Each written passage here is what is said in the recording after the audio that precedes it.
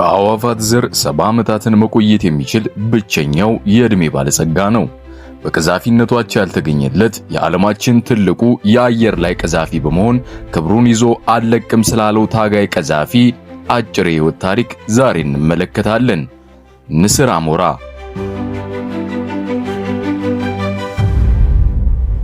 ንስር አሞራ በቀዛፊነቷ ያልተገኘለት የዓለማችን ትልቁ የአየር ላይ ቀዛፊ በመሆን ክብሩን ይዞ አልለቅም ያለ ታጋይ ቀዛፊ ነው። ነገር ግን የዚህን ኃያል ቀዛፊ አሞራ ሕይወት መለስ ብለን ያየን እንደሆን ከዚህ ታጋይነቱ ጀርባ ያለውን ጥንካሬ እንመለከታለን። ንስር አሞራ ከአዕዋፋት ዘር 70 ዓመታትን መቆየት የሚችል ብቸኛው የዕድሜ ባለጸጋ ነው። ገና የዕድሜው 40 ሲሆን ተፈጥሮ ሁለት አማራጮችን በፊቱን ካብላ ታቀርብለታለች።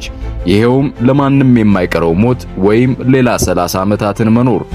የዚህ ታላቅ ቀዛፊ የመከራ ወራት የሚጀምሩት ይሄኔ ነው። ዕድሜውን ቀጥሎ ወደ 70 ዓመታት ለመገስገስ ጠንካራ መሰናክሎችንና ስቃዮች የተሞላበት አስቸጋሪ የለውጥ ሂደቶችን የማለፍ ጊዜው አሁን ነው። እነዚህ አስመራሪ የሞትና ሕይወት ግዳጅ የተፈጥሮ ሂደቶችን አለፈ ማለት ከፊቱ ያለውን 30 ዓመታት ይቀዳጃል ማለት ነው። በእነዚህ መከራዎች ከተገራ ግን ለሴኮንድ የማይጠብቀው ሞት አፉ ላይ ነው።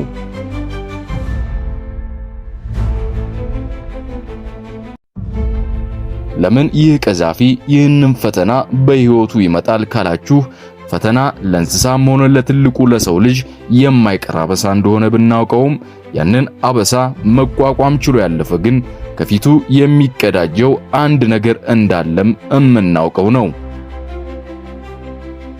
ንስር አሞራ ከውልደቱ ማለትም ከተፈለፈለ ጀምሮ 40 ዓመታትን ከኖረ በኋላ ምግቡን ለማደን የሚገለገልበት ጥፍሮቹ ከመጠን በላይ ስለሚያድጉ ምግቡን ከመሬት ላይ ማንሳት ያቅተዋል። አጥንት ሳይቀር መስበር አቅም ያለው አፍ ወይም መንቁሩ ስለሚታጠፍና ስለሚጣመም ምግቡን እንደ ወትሮ መመገብ ይሳነዋል። ክንፉና በአካሉ ላይ ያሉ ላባዎች ስለሚከብዱት ያ ሰማየ ሰማያትን እየሰነጠቀ ይበር የነበረው ኃያሉ ቀዛፊ ሕይወት ይከብደዋል። በዚህ ወቅት ነው እንግዲህ ንስር አሞራ በሁለት ውሳኔዎች አጣብቂኝ ውስጥ የሚወድቀው። ይኸውም ከዚህ ካረጃ አካሉ ጋር ዝም ብሎ በመቀመጥ ሞቱን መጠባበቅ ወይም 5 ወራት የሚፈጅ ስቃይና መከራ ያለበት መስዋዕትነት ከፍሎ ቀሪውን 30 ዓመታት በደስታ መኖር። ንስር አሞራ ከቀረበለት ሁለት ምርጫዎች ቀሪ 30 ዓመታትን መቀጠል ከሆነ ምርጫው የሚከተሉትን አስቸጋሪ ሁኔታዎችን ያልፋል። ይኸውም ከፍተኛ ተራራ ላይ በመውጣት ብቻውን ጎጆ ይቀልሳል። ጎጆውንም ከቀለሰ በኋላ የመጀመሪያ ስራው የአፉን መንቁር ከአለት ጋር በማጋጨት ነቅሎ መጣር ይኖርበታል። ይህንንም ካደረገ በኋላ አዲስ መንቁር ያወጣል። መንቁሩም እስኪያድግ ድረስ ታግሶ በጎጆው ምንም አይነት ምግብ ሳይመገብ መቆየት ደግሞ ግዴታው ይሆናል።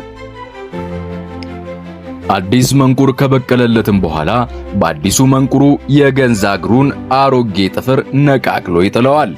አዲሱ የእግር ጥፍር ከበቀለለት በኋላ ደግሞ ይህንን አዲስ ጥፍር እንደ መሳሪያ በመጠቀም በሰውነቱ ላይ የተጣበቁትን እንዳይበር እንቅፋት የሆኑትን የገንዘፉና ያረጁ ላባዎችን ነቃቅሎ ይጥላል።